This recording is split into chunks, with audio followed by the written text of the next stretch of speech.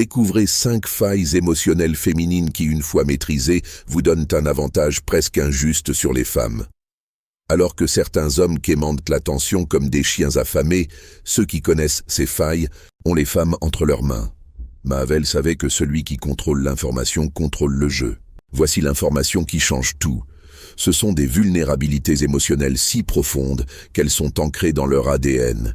Et lorsque vous les maîtrisez, elles ne peuvent pas résister, même si elles essaient. Alors aimez cette vidéo et allons droit au but. La première faille émotionnelle que vous devez maîtriser est la plus puissante de toutes, l'addiction à la validation. Et quand je dis addiction, je n'exagère pas. C'est littéralement une dépendance chimique. Chaque fois qu'une femme reçoit un compliment, un message ou un regard admiratif, son cerveau libère de la dopamine. C'est la même substance chimique générée par la cocaïne, mais à plus, petite dose. Mais voici le détail que la plupart des hommes ne comprennent jamais. Comme toute drogue, la validation perd son effet si elle est administrée en permanence. Avez-vous remarqué que les femmes les plus belles sont souvent avec des hommes qui les traitent avec indifférence? Ce n'est pas un hasard, c'est de la chimie pure. Quand vous bombardez une femme de compliments constants, son cerveau s'habitue à cette dose de dopamine. Elle devient tolérante. Ce qui l'excitait auparavant l'ennuie maintenant. Mais voici la partie intéressante. Lorsque vous réduisez cette validation, lorsque vous la rendez rare, son cerveau entre en mode recherche désespérée. C'est comme retirer une cigarette à un fumeur. Elle a besoin de cette dose et fera tout pour l'obtenir. Considérez la validation comme un compte bancaire. Chaque compliment est un dépôt. Chaque moment d'indifférence est un retrait. Les hommes désespérés font des dépôts massifs, pensant gagner son amour. Erreur fatale. Les femmes ont besoin d'un compte qui fluctue, qui les maintient dans l'attente, se demandant quand viendra le prochain versement. La règle d'or et le principe 70-30, montrer de l'intérêt et de l'approbation 70% du temps, garder 30% de mystère et d'imprévisibilité.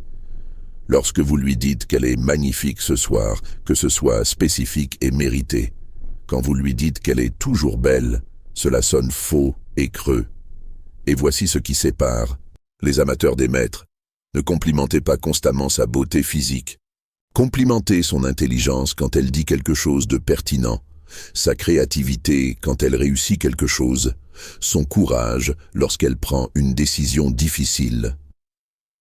Ces compliments résonnent plus profondément parce qu'ils touchent son besoin de se sentir valorisée pour ce qu'elle est réellement, pas seulement pour son apparence. Mahavel comprenait que le pouvoir ne vient pas du fait de le donner gratuitement, mais de gérer ses ressources stratégiquement. La validation est votre ressource la plus précieuse avec une femme. Gérez-la comme un investisseur avisé, pas comme un joueur désespéré.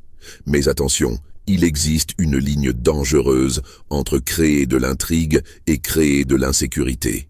Si vous retenez trop longtemps la validation, vous ne créez pas de l'attraction. Vous créez du ressentiment.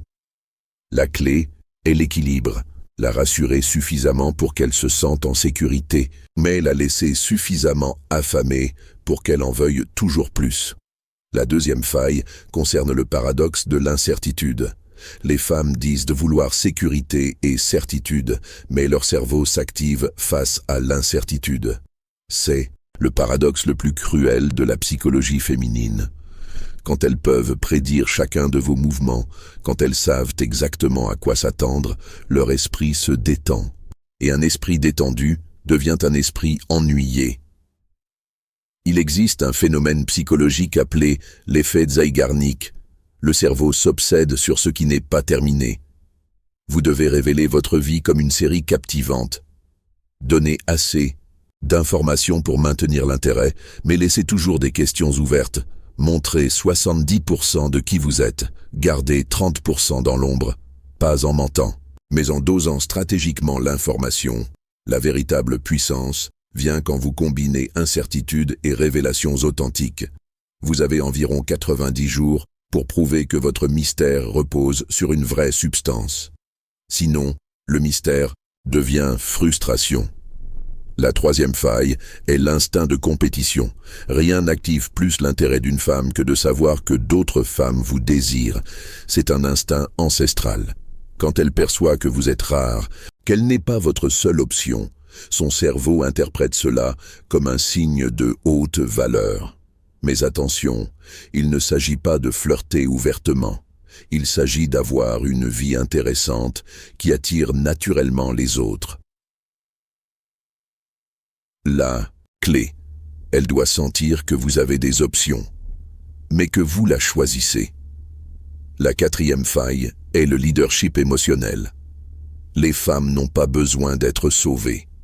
Elles ont besoin d'un ancrage émotionnel. Quand elle est stressée, restez calme. Quand elle est anxieuse, gardez votre stabilité. Ne réagissez pas. Dirigez. Votre état interne ne doit pas dépendre du sien. La cinquième faille est la personnalisation psychologique. Toutes les femmes ne sont pas identiques. Certaines cherchent la validation, d'autres l'incertitude, d'autres la compétition. Votre rôle est d'identifier sa faille dominante et d'adapter votre approche. Mais voici la différence fondamentale entre un homme éthique et un manipulateur. Le but n'est pas d'exploiter. Le but est de comprendre pour mieux connecter. Ces failles ne sont pas des armes pour contrôler. Ce sont des caractéristiques humaines à comprendre avec intégrité. Quand vous combinez compréhension, intégrité et développement personnel, vous n'obtenez pas seulement son attraction, vous obtenez son respect, sa loyauté, son engagement profond.